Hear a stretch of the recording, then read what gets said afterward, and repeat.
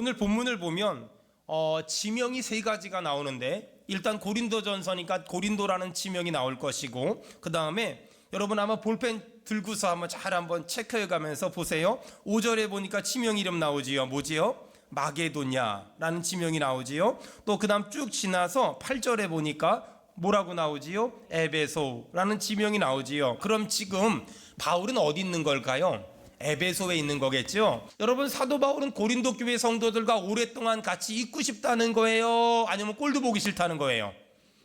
겨울 동안 내내 너희랑 같이 있고 싶은 게 내 인간적인 마음이다. 단 만일 주께서 허락하시면 저는 이 만일 주께서 허락하시면 이 말씀을 묵상하는데 갑자기 너무너무 마음이 뜨거워지고 갑자기 눈물이 와락 쏟아지더라고요. 왜냐하면 사도 바울은 이 주께서 허락하시면이란 단어에 자신의 삶을 걸었어요. 때로는 사도 바울도 하고 싶은 일이 있었을 거 아니에요? 근데 주께서 허락하지 않으면 안 하기 위해 몸부림쳤고, 반대로 사도 바울도 하기 싫은 일이 있었을 거 아니에요? 근데 주께서 하라고 하면 하기 싫어도 하려고 몸부림을 쳤어요. 지금 오늘 본문을 보면 사도 바울은 너무너무 고린도 교회 성도들과 함께 오랫동안 있고 싶었어요. 이게 인간적인 사도 바울이 속마음이거든요. 근데 이렇게 말해놓고, 하지만 주께서 허락하셔야만 그것이 가능하다라고 말해요. 사도 바울은 참 많은 일을 했지요. 그럼에도 불구하고 단 한 번도 넘어지거나 쓰러지거나 흔들리지 않을 수 있었던 이유가 뭘까? 사도 바울은 그가 쓴 서신서마다 계속 반복적으로 했던 말이 있어요. 주께서 허락하시면 할 것이고 주께서 허락하지 않으면 하지 않을 거다. 사도 바울은 이 주께서 허락하시면이란 단어를 얼마나 많이, 그리고 얼마나 자주 말한지 몰라요. 사도 바울은 지금 너무너무 고린도 교회 성도들과 함께 겨울을 지내고 싶거든요. 근데 주께서 허락하지 않으면 내가 하고 싶어도 하지 않을 거야. 반대로 주께서 허락하라고 말씀하시면 하기 싫어도 할 거야. 여러분, 이걸 믿음이라고 말해요. 이걸 신앙이라고 말해요. 그리스도인은 하고 싶어도 주님이 허락하지 않으면 안 할 수 있어야 되고, 반대로 그리스도인은 하기 싫어도 주님이 하라고 말하면 할 수 있는 것, 그걸 믿음이다, 그걸 신앙이라고 말해요. 여러분, 하고 싶은 일 하고 하기 싫은 일 안 하는 건 믿음이 아니라 자기 멋대로 사는 거예요. 하고 싶은 것 하고 하기 싫은 것 안 하는 건 믿음 생활이 아니라 그건 인간의 그냥 삶인 거예요. 하지만 정말 그리스도인은, 정말 믿음의 사람들은 하고 싶은데 주님이 하지 마, 내 안 할게요. 하기 싫은데 주님이 해야 돼, 내 할게요. 가끔 우리 교회 집사님들이 농담으로, 요즘엔 코로나 때문에 그런 말 쑥 들어갔지만 코로나 이전에 교회가 막 좁아가지고 주차장도 좁고 예배당도 좁고 그럴 때 가끔 교회 집사님들이 그래요. 목사님 우리 교회도 예배당 한번 크게 줘야 되는 거 아닙니까? 그럼 제가 늘 했던 말이 있어요. 주께서 허락하시면, 이게 가장 중요한 말이에요. 이게 가장 소중한 말이에요. 혹시 여러분 지금 어떤 일을 하려고 계획 중에 있습니까? 중요한 건 내가 얼마나 계획이 있나, 내가 얼마나 자금이 준비되나가 아니라 주께서 허락하시면. 반대로 어떤 일은 나 이제 하기 싫어, 내년부터 안 할 거야, 다 귀찮아, 다 피곤해 라고 생각하는 거 있습니까? 주님이 하지 말라고 허락하시면 안 해야죠. 하지만 주님이 하지 말라고 허락하지 않았다면 하기 싫어도 할 수 있는 것, 그걸 영적 생활이다, 그걸 믿음 생활이다 라고 얘기합니다. 바울은 고린도 교회 성도들에게 어린 디모데를 만나면 두 가지를 조심하라고, 두 가지를 예의를 갖추라고 신신당부를 했습니다. 첫째로 디모데가 나이가 어리다고 무시하지 말고 그를 대할 때 조심해라. 11절에 보니까 멸시하지 마라. 이렇게 지금 고린도 교회 성도들에게 신신당부하고 있어요. 디모데전서 4장인가를 보면은요, 사도 바울이 디모데에게도 부탁합니다. 내 연소함을 업신여기지 못하게 해라. 이런 말들을 종합적으로 정리해 보면 당시에 디모데의 나이는 많이 어렸던 것 같아요. 그러다 보니까 어린 디모데가 고린도 교회에 가면 고린도 교회 성도들이 디모데를 가볍게 여길까봐, 함부로 여길까봐 사도 바울이 좀 많이 걱정하지 않았을까 그런 생각이 들어요. 자, 사도 바울이 디모데를 고린도 교회에 보낸 건 친척 집에 놀러 보낸 것이 아니라 하나님 말씀 전하라고. 여러분, 하나님 말씀 전한다는 건 어떤 걸까요? 때론 훈계해야 되고, 때론 책망해야 되고, 때론 교훈해야 되거든요. 근데 이런 직분을, 이런 사명을 감당해야 되는데, 만일 고린도 교회 성도들이 디모데를 어리다고 함부로 대하고 가볍게 대하면 디모데는 그 고린도 교회 성도들을 바른 말씀, 바른 복음, 훈계하고 책망하고 야단치는 사역을 할 수가 없어요. 결국 디모데는 고린도 교회에서 아무것도 할 수 없는 무의미한 존재가 될 수밖에 없잖아요. 그것을 걱정한 사도 바울은 디모데를 보내면서 고린도 교회에 편지를 보낸 거예요. 고린도 교회 성도들아, 비록 디모데가 나이가 어릴지라도 너희가 절대로 가볍게 대하거나 함부로 대하지 말고 그를 멸시하지 말고 그를 조심해서 주의 종으로 대해라 라고 지금 얘기하는 거예요. 지금 사도 바울은 그 얘기를 하는 거예요. 내가 지금 고린도에 가야 하지만 내가 지금 에베소에 복음을 전할 때가 너무 많아서, 그리고 대적하는 사람이 너무나 많아서 내가 직접 가지 못하고 나 대신 어린 디모데를 보내는데, 만약 너희들이 디모데를 가볍게 대하고 하찮게 여기면 결국은 디모데가 전하는 말씀에 너희가 은혜를 받지 못할 것이고, 너희가 은혜를 받지 못하면 디모데가 간 이유도 필요 없고, 제일 중요한 건 너희들이 영적으로 병들고 너희들이 영적으로 죽을 수밖에 없으니 너희들이 디모데를 대할 때 어떻게 대하라고요? 10절에 조심해서 대하고, 11절에 멸시하지 말고 그를 주의 종으로 대하고, 하나님의 말씀을 전하는 주의 종으로 대하고, 그리고 내가 보낸 사람으로 대해야만, 그래야 너희들이 그가 전하는 말씀에 은혜를 받을 수 있고 너희들이 그가 전하는 말씀에 영적으로 깨어날 수 있다라고 지금 신신당부하는 거예요. 자, 원래 바울의 계획은 뭐였냐면요, 에베소에 복음을 전할 때가 너무나 많고 대적하는 사람이 너무나 많다 보니 내가 지금 고린도에 갈 수 없다, 그래서 아볼로를 원래 보낼 생각을 했어요. 원래 아볼로를 보낼 생각을 하고, 아볼로야 너 고린도 교회 좀 가라. 왜냐하면 아볼로를 좋아하는 사람들이 고린도에 꽤 많았거든요. 고린도전서 초창기 보면은요, 아볼로파, 게바파, 예수파, 그리스도파 뭐 이런 거 있었잖아요. 이 말은 무슨 말이냐면 고린도 교회가 초창기 때 아볼로가 전한 말씀과 바울이 전한 말씀의 다름 때문에 꽤 많이 싸웠거든요. 그랬기 때문에 원래 바울의 계획은 고린도 교회 성도들 중에 아볼로를 좋아하고 아볼로가 오면 그가 전하는 말씀에 은혜를 받을 만한 사람들이 많이 있으니 아볼로를 보내려고 했는데, 그래서 아볼로 보고 가라 그랬더니 아볼로가 안 가요. 무슨 이유인지 모르겠지만 아볼로가 안 가려고 해요.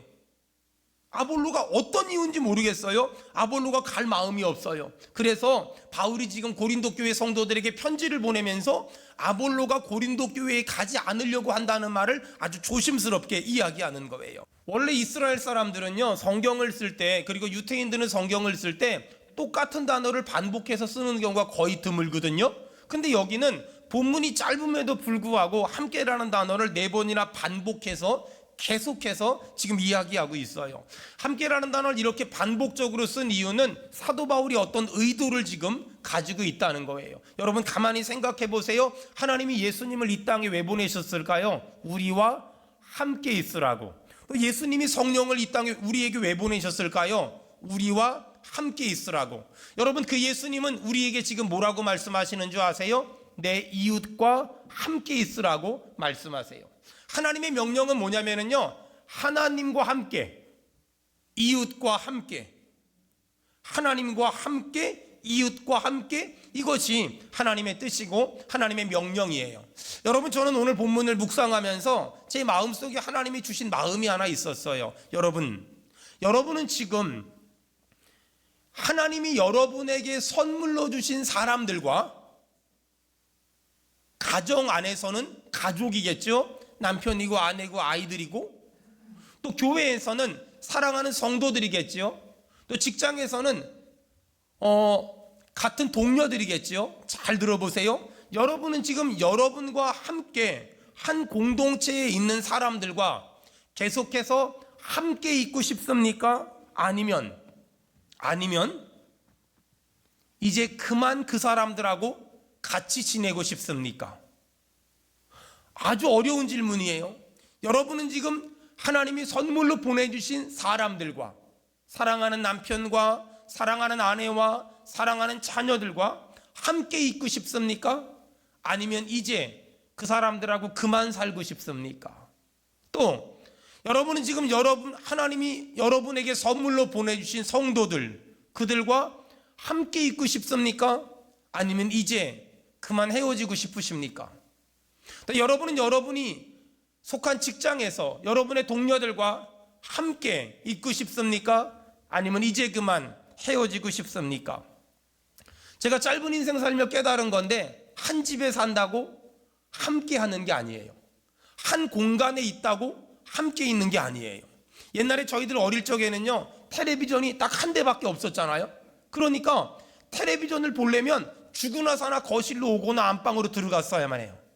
근데 요즘에는 핸드폰 가지고 보니까 전부 지방 문 닫고서 거기서 쳐다보고 있어요. 그러니까 한 집에 사는데 함께 있을 시간이 없어요. 한 집에 사는데 함께 하는 게 없어요. 한 집에 사는데 함께 말하고 함께 대화하고 함께 움직이는 것들이 점점 없어지고 점점 사라지고 있어요. 여러분, 만일 하나님이 선물로 주신 가족, 성도들과 지금까지 나와 같이 살았던 사람들과 앞으로도 같이 살고 싶다면, 그 사람은 지금 그가 속한 공동체에서 천국을 경험하고 있지만, 웬만하면 내가 그동안 속했던 공동체에서 벗어나고 싶다, 도망가고 싶다, 그만 보고 싶다, 헤어지고 싶다면 지금 그 사람은 그가 속한 공동체에서 지옥을 경험하고 있는 겁니다. 여러분, 제가 아주 중요한 질문, 실생활에 가장 적용하기 쉬운 질문 할 테니까 여기엔 절대 대답하면 안 돼요. 보세요. 여러분은 하루 종일 직장에서 일하고 퇴근하고 집에 가서 가족들과 얼른 빨리 함께 시간을 보내고 싶습니까? 아니면 웬만하면 버티고 견디다 잠깐 잠자러 들어가고 싶으십니까? 여러분, 이것은 굉장히 단순한 질문이지만 그 사람의 마음을 아주 적중해서 말할 수 있는 단어입니다. 어떤 사람이 가정에서 천국을 경험한다면 끝나자마자 집에 들어가고 싶지만, 어떤 사람이 가족에서 지옥을 경험한다면 없는 약속도 만들어서 끝까지 바깥에서 버티고 견디다가 끝까지 여기서 유리방황하다가 인계동에서 파장동에서 방황하다가 그러다가 늦게 들어가서 잠깐 자고 일찍 나옵니다. 여러분, 요즘에 여러분의 마음은 어떻습니까? 그동안 나와 같이 살아오던 사람들과 여전히 같이 살고 싶습니까? 아니면 이제 그들과 헤어지고 싶고, 이제 그들로부터 자유하고 싶고, 이제 그들로부터 떠나고 싶고, 이제 그들로부터 더 이상 같은 공간에 같은 삶을 영위하고 싶지 않지는 않습니까? 하나님이 선물로 주신 사람들과 함께 있고 싶지 않다면, 혼자 있고 싶고 따로 떨어져 살고 싶다면, 여러분, 그 사람의 병명은 지금 많이 지친 겁니다. 그리고 많이 마음이 아픈 겁니다. 사람이 많이 지치고 많이 힘들면 나타나는 증상이 있는데, 그동안 내가 소중하게 생각했던 사람들과 이제는 그만 있고 싶습니다. 이제는 혼자 있고 싶습니다. 여러분, 그거 아세요? 감기도 느낌이 올 때 잡아야 폐렴까지 안 가듯이 마음이 지치고 마음이 힘들 때 어떤 느낌이 오거든요. 그때 치료하면 심각한 어려움을 겪지 않을 수 있습니다. 하지만 만일 내가 힘들고 지치고 어렵고 아프다고 생각할 때 그 타이밍을 놓치고 혼자 있고 싶어 한다고 그냥 혼자 내버려 두면 나중엔 회복이 불가능한 상태까지 갈 수밖에 없습니다. 전 우리 성도들이 하나님이 선물로 주신 사람들, 가정, 가족, 교회, 성도들, 직장, 동료들, 그들과 함께 하고 싶고, 함께 있고 싶고, 함께 지내고 싶고, 함께 살고 싶은 마음이 여러분 중간에 멈추는 것이 아니라 계속 이어지기를 주의 이름으로 축원합니다. 왜? 한때는 없으면 죽을 것처럼 사랑했던 그 사람과 지금 살고 있는데 지금 나는 그 사람이 있으니까 죽을 것만 같을까? 또 나는 왜 하나님이 선물로 주신 사람들과 지금 살아가고 있는데 이제는 웬만하면 벗어나고 싶고 도망가고 싶고 왜 혼자만 있고 싶을까? 이 질문에 대한 답을 지금부터 얘기해 보려고 해요. 질문은 다르지만 답은 똑같거든요. 지금 사도 바울이 고린도에 디모데를 보내면서 고린도 교회 성도들에게 두 가지를 당부합니다. 사랑하는 사람들과 오랫동안 같이 있기 위해선 두 가지를 잘해야 돼요. 자, 따라합시다. 첫째는요, 따라합시다. 조심해야 합니다. 시작. 조심해야 합니다. 여러분, 사랑하는 사람들과 하나님이 선물로 보내주신 사람들과 오랫동안 같이 천국을 경험하며 행복하기 위해선 첫 번째, 조심해야 돼요. 여러분, 자녀 여러분 잘 들어보세요. 내가 지금 자녀잖아요. 내가 자녀인데 내 아버지를 대하고 내 어머니를 대할 때 여러분 조심해야 돼요. 내 아버지를 대하고 내 어머니를 대할 때 여러분 조심해야 돼요. 왜냐하면 자녀들이 무심코 던진 한마디, 자녀들이 아무 생각 없이 내뱉은 한마디에 아버지가 쓰러져요. 어머니가 힘을 잃어버려요. 여러분, 많은 자녀들은 내 아버지는 내 어머니는 큰 나무 같아서 흔들리지도 않고 쓰러지지도 않을 거라고 생각하는데 아니에요. 우리 어머니는 절대 끄떡없는 로봇 태권브이가 아니에요. 그냥 연약한 사람이고요, 연약한 인간일 뿐이에요. 그래도 내가 아버지라는 이 책임감 때문에, 내가 어머니라는 책임감 때문에 웬만하면 흔들리지 않고 웬만하면 버텨보려고 애를 쓰는데, 내가 정말 사랑하는 내 아들이, 내가 정말 사랑하는 내 딸이 말 한마디 툭 던지면, 또 아무 생각 없이 말 한마디 툭 던지면 갑자기 내가 어떻게든 버티려고 어떻게든 견디려고 했던 그 아버지의 자리, 어머니의 자리를 그냥 내팽개치게 돼요. 그리고 평생에 단 한 번도 생각도 안 해봤고 말도 안 해봤는데 그런 말들이 툭 튀어나와요. 어디로 혼자 훌쩍 떠났으면 좋겠다. 아무도 모르는 곳에 가서 그냥 혼자 살고 싶다. 여러분, 엄마 아버지만 그런 게 아니에요. 반대로요, 여러분, 부모님들이 자녀들을 대할 때도 조심해야 돼요. 우리나라 사람들이 잘못 생각하는 게 하나 있는데요, 편함은 함부로 해도 돼. 여러분, 편함은 함부로 하면 안 돼요. 편한 사람이 앞으로도 계속 편하려면 함부로 하면 안 되고, 내가 더 매너 있게, 더 예의 있게, 더 조심해야 돼요. 근데 부모님들이 의외로 자녀들에게 굉장히 악한 말을 많이 해요. 독한 말을 많이 해요. 너 그러다가 나중에 빌어먹어. 너 그렇게 살다가 나중에 시집가서 어떻게 하려고 해? 애들이 그런 말을 하도 듣다 보니까 시집을 갈 생각을 안 하잖아요. 여러분, 편할수록 함부로 하면 안 돼요. 편한 아버지에게 조심해야 되고 편한 자녀에게 조심해야 돼요. 신기한 건, 아니 다른 사람들한테 그렇게 조심해서 말하고 그렇게 예의 있게 말하면서 내 자식에게는 왜 그렇게 대못을 박는 말들을 많이 하는지 모르겠어요. 여러분, 조심해라, 이 말은 또 다른 말로 배려해라, 이런 말이에요.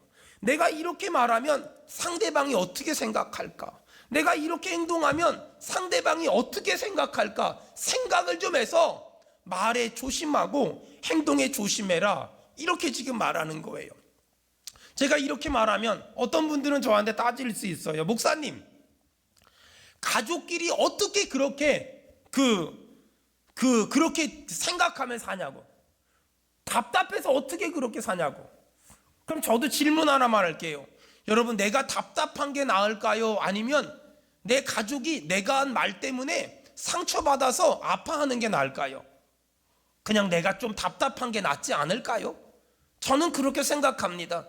여러분, 오늘 예배 끝나고 나서 한번 가족들에게 물어보세요. 혹시 아빠가 한 말 때문에 너희의 마음에 상처가 된 건 없는지, 엄마가 한 말 때문에 너희 가슴에 대못이 박힌 건 없는지. 또 자녀들도 부모님한테 물어보세요. 아빠, 엄마, 혹시 내가 아무 생각 없이 한 말 때문에 아빠, 엄마 마음에 그 상처가 된 건 없는지, 혹시 책임감이 무너지고 어디로 떠나고 싶은 마음은 없었는지 한번 물어보세요. 제가 정답 가르쳐 줄까요? 절대 애들은 정답을 얘기 안 할 거예요. 왜냐하면 말했다가 난리 날 걸. 내가 너를 어떻게 키웠고 어떻게 먹였고 어떻게 입혔고 이걸 6.25 사변 이후로 쭉 얘기할 걸 알기 때문에 애들은 절대 말하지 않을 거예요. 하지만 여러분, 내가 사랑하는 사람과 끝까지 오랫동안 함께 하기 위해서, 함께 살기 위해서 우리가 해야 될 첫 번째가 뭐냐면 말이든 행동이든 조심해야 돼요. 친할수록, 편할수록, 가까울수록 부모 자식 사이에, 목사와 성도 사이에, 부부 사이에 더 조심해야 돼요. 그래야 더 오랫동안 함께 행복하게 그 공동체 안에서 천국을 경험할 수 있어요. 자, 두 번째, 사도 바울은 고린도 교회의 어린 디모데를 보내면서 첫 번째는 조심해라, 두 번째는 11절에 멸시하지 마라. 또 다른 말로는 그 사람의 권위를 인정해라. 멸시한다는 건 그 사람을, 권위를 무시한다는 거거든요. 멸시한다는 건 그 사람의 권위를 인정하지 않는다는 거거든요.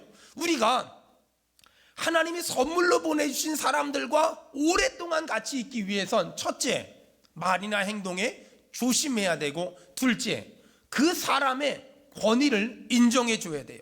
직장에서는 여러분 사장님의 권위를 인정해 줘야 돼요. 또 교회에서는 목사님의 권위를 인정해 줘야 돼요. 가정에서는 아버지의 권위, 어머니의 권위, 이 부모님의 권위를 인정해 줘야 돼요. 여러분, 이 고린도 교회는요, 지금까지 쭉 설교를 들어서 아시겠지만 싸우기도 많이 싸웠고 다투기도 많이 다퉜거든요. 근데 고린도 교회가 신기한 게 하나 있어요. 자기들끼리는 별것도 아닌 걸 가지고 머리 터지도록 싸웠는데 사도 바울이 편지를 통해서 이렇게 하지 마, 이렇게 해야 돼 라고 말하잖아요. 사도 바울이 하는 말은 목숨 걸고 지켰어요. 이게 고린도 교회가 가진 최고의 장점이었어요. 여러분, 고린도 교회가 아무리 자기들끼리 치고받고 싸웠을지라도 사도 바울이 말 한마디 하면 사도 바울의 말에 순종했다는 건 좀 어려운 말로 고린도 교회는 영적인 권위가 살아있다는 거예요. 고린도 교회는 주의 종의 권위, 목회자의 권위를 인정했다는 거예요. 여러분, 제가 많은 사람들을 만나보고 많은 아버지들을 만나보잖아요. 느끼는 게 뭔지 아세요? 가정에서 아버지의 권위가 살아있으면 그 가정은 반드시 복을 받아요. 비록 아버지가 대단한 능력이 없고 실력이 없고 세상적인 지위와 권력이 없을지라도 그 가정에서 아내가, 자녀들이 그 아버지의 권위, 성경에서 말하는 그 아버지의 영적인 권위를 인정하면 그 가정은 지금 들어도 반드시 살아요. 하지만 반대로 어떤 가정이든 아버지의 권위가 인정되지 않으면 그 가정은 결국은 안 돼요. 망할 수밖에 없어요. 여러분, 어떤 가정이든 교회든 직장이든 권위가 인정되면 그 직장은, 그 교회는, 그 가정은 반드시 희망이 있어요. 여러분의 가정이 희망이 있으려면 아버지의 권위를 인정해야 돼요. 부모님의 권위가 인정돼야 돼요. 형제들끼리 싸우다가도 아버지가 이제 그만하자, 네 알겠습니다, 딱 끝날 수 있어야 돼요. 지금 사도 바울은 고린도 교회에 디모데를 보내면서 첫 번째, 조심해라. 두 번째, 멸시하지 마라. 비록 디모데가 나이가 어릴지라도 그를 내가 보냈다는 거, 그리고 그를 하나님이 세웠다는 거, 그걸 인정한다면 그의 나이와 상관없이 그의 영적인 권위를 인정해줘라 라고 말합니다. 여러분, 현장 예배를 회복하지 못하는 것이 걱정되는 것은 헌금을 못 걷어서가 아니에요. 우리 교회는 현장 예배를 못 드렸어도 헌금 잘해요. 제가 정말 걱정하는 건 연약한 사람들이 그 간신히 있던 믿음까지 까먹을까봐 그걸 걱정했는데, 실제로 그런 일이 여기저기서 일어나는 걸 보고 너무나 마음이 아팠고 너무나 많이 마음이 괴로웠어요. 또 작년 성도들 신방하면서도 똑같은 걸 물어봤어요. 마음의 중심에 누가 있냐고, 삶의 기준이 뭐냐고. 그들도 거의 비슷한 말을 했어요. 목사님, 저도 예배 생활하고 사역하고 봉사하고 충성하면서 제 마음의 주인이 하나님인 줄 알았고 삶의 기준이 주의 말씀이라고 생각하고 살아왔습니다. 근데 어느 날 영상으로 예배드리다 보니, 그리고 제대로 온전히 예배하지 못하다 보니, 그리고 교회에서 멀어지다 보니, 그리고 목회자들과 멀어지다 보니, 이제는 내 마음의 중심에 하나님이 계시다는 것이 기억이 잘 안 나고, 내 삶의 기준이 하나님 말씀이 아니라 자식이었습니다. 예전엔 하나님 말씀이 가라고 하면 가고 가지 말라고 하면 가지 않았는데, 지금은 아이가 뭐 먹자고 하면 먹고, 아이가 하기 싫다면 안 하고, 아이가 하고 싶다면 하고, 아이가 교회 가고 싶다면 가고, 아이가 교회 가기 싫다면 안 가는 그런 제 모습이 됐습니다. 제가 그분에게 개인적으로 상담하면서 이렇게 얘기해 줬어요. 자녀가 자녀의 자리에 있어야 복이 되지, 자녀가 하나님이 계셔야 될 자리에 있으면 그 자녀는 절대 복이 되지 않습니다. 다시 자녀를 자녀의 자리에 돌려놓으세요. 그리고 하나님을 주인 삼고 하나님 말씀을 기준 삼고 사세요. 그래야 당신의 가정이 삽니다. 혹시 여러분, 하나님이 주인으로 계셔야 될 자리에 내가 있고 내 아이들이 있고 내 배우자가 있고 돈이 있지 않습니까? 여러분, 다시 하나님을 인생의 주인 삼기를 주의 이름으로 축원합니다. 다시 하나님의 말씀을 삶의 기준 삼기를 주의 이름으로 축원합니다. 정말 가정을, 천국을 만들길 원한다면 아버지의 권위를 인정해야 돼요. 부모님의 권위를 인정해야 돼요. 비록 그 가정의 아버지가 돈도 많이 못 벌고 잘나지 못했고 대단하지 못하더라도, 여러분, 하나님은 그 가정의 가장으로, 그 가정의 영적인 제사장으로 아버지를 세웠다면, 여러분, 이유 여와를 막론하고 아내가, 자녀들이 아버지의 권위를 인정해주고 부모님의 권위를 인정해줘야 돼요. 마찬가지로 교회도 마찬가지예요. 비록 목사가 부족하고 연약하고 어리고 능력 없고 실력 없고 가진 것 없고 배운 것 없을지라도 그 교회가 하나님의 역사를 경험하고 하나님의 은혜를 경험하기 위해선 그 교회가 그 목사님의 실력이나 능력이나 인격과 상관없이 그 목사님을 하나님이 기름 부어 세웠다는 주의 종으로 인정하고 대접하고 섬길 수 있어야, 그래야 그 가정에서 질서가 회복되고 그 교회에서 질서가 회복될 수 있어요. 여러분, 축복합니다. 우리의 가정이 천국이 되길 축원합니다. 우리의 교회가 천국이 되기를 주의 이름으로 축원합니다. 혹시 여러분의 마음 가운데 하나님이 세우신 부모의 권위, 특별히 아버지의 권위를 여러분이 무시했다면 회개하세요. 그래야 그 가정이 다시 힘을 낼 수 있어요. 여러분, 혹시 하나님이 세우신 가정에 아버지를, 어머니를, 아버지가 뭘 한다 그래요? 엄마가 뭘 한다 그래요? 말로나 행동으로나 무시했다면, 멸시했다면 회개하세요. 그래야 가정이 하나님의 복을 받아요. 교회도 마찬가지예요. 하나님이 세운 주의 종이 있잖아요. 디모데처럼 나이가 어릴 수도 있어요.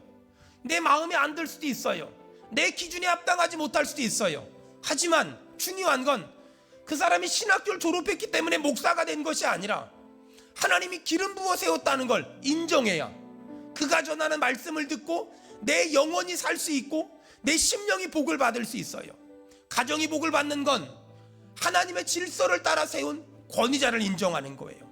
교회가 복을 받는 건 하나님이 질서를 따라 세운 권위자를 인정하는 거예요. 사랑하는 여러분, 혹시라도 말로나 삶으로나 가정에서 부모님을, 교회에서 목회자를 조심하지 않았다면, 멸시했다면 여러분 회개하세요. 그리고 결단하세요. 하나님, 가정에서는 아버지를 하나님이 세운 종으로 인정하길 원하며, 교회에서는 목회자를 하나님이 기름 부어 세운 주의 종으로 인정하며, 그가 하는 말에 무게감을 갖고 반응하게 하시고 그가 전하는 말씀에 무게감을 갖고 반응하게 하셔서 내가 은혜를 받는, 내가 하나님의 능력을 경험하는, 그래서 가정이 천국이 되게 하시고 교회가 천국이 되게 도와주시옵소서.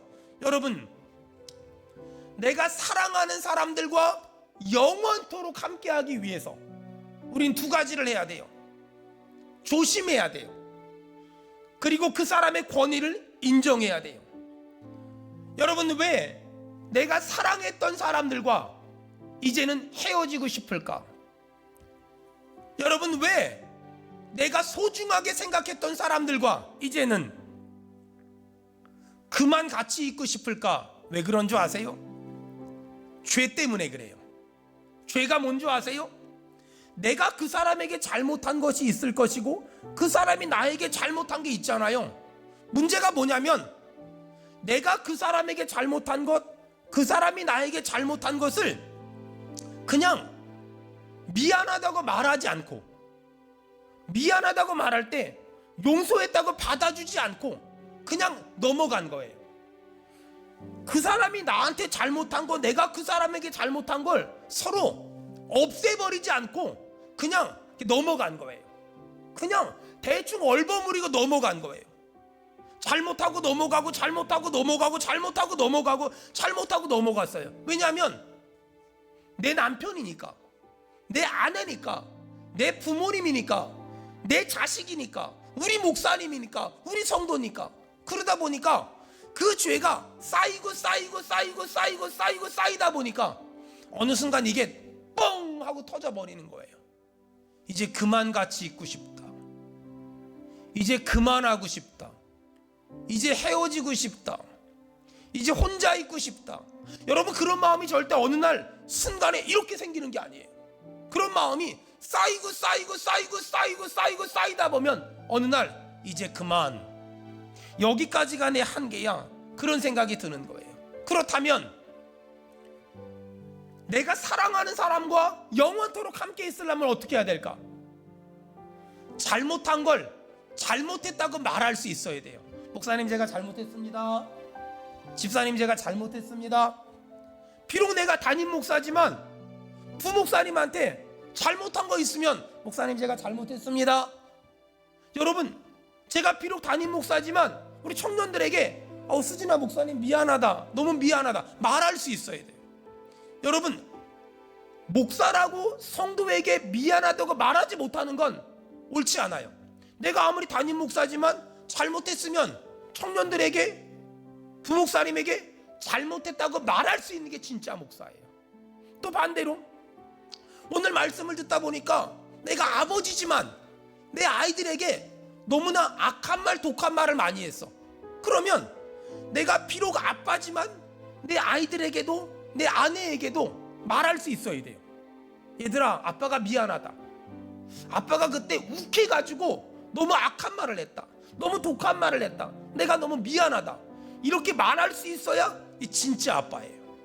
이게 진짜 부모예요. 이렇게 해야만 정말 여기서 영적인 권위가 생기는 거예요. 여러분, 잘못한 걸 대충 넘어가지 마세요. 잘못한 걸 그냥 아빠니까 엄마니까 아들이니까 딸이니까 대충 넘어가지 말고 미안한 걸 미안하다고 말할 수 있어야 돼요. 잘못한 걸 잘못했다고 말할 수 있어야 돼요. 여러분, 그거 아세요? 짐을 빨리 정리하는 방법은 버리면 돼요. 인간관계를 빨리 회복하는 방법은 용서해달라고 말하고 용서해 줘버리면 돼요. 우리가 복수할 때는요, 우린 짐승 같아요. 우리가 판단하고 정죄할 때는요, 우린 인간 같아요. 우리가 용서할 때 우린 하나님 같아지는 거예요. 전 우리 성도들이 다시 한번 잘못한 걸 잘못했다고 부모일지라도, 목회자일지라도, 나이가 많을지라도 나보다 연약한 사람에게 말해줌으로 말미암아서 하나 되어 함께 주의 길을 끝까지 가기를 주의 이름으로 축원합니다.